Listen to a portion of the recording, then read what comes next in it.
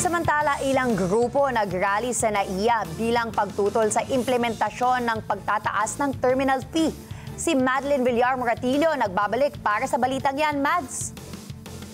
Yes, Diana, nagtipon-tipon sa harap ng arrival area ng Ninoy Aquino International Airport Terminal 3 ang ilang grupo na pawang miyembro ng koalisyon ng pagkakaisa ng user, stakeholder at obrero o puso ng NAIA. Humiga pa sila sa semento bilang pagpapakita ng pagtutol sa pagtaas ng singil sa passenger service charge. Kahapon Setyembre 14, naging epektibo ang bagong terminal fee hike.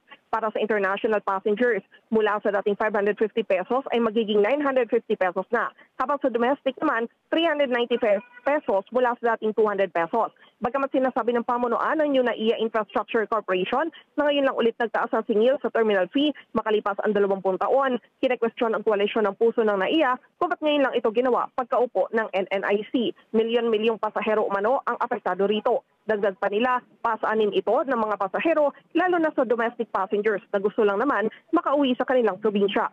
Panawagan nila, suspensyon ng terminal fee hike at pagkakaroon ng magkatotohanang dialogo kasama lahat ng stakeholders.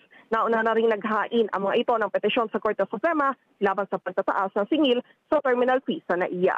Balik sa inyo dyan, Gianna. Maraming salamat, Madeline Villar Moratillo.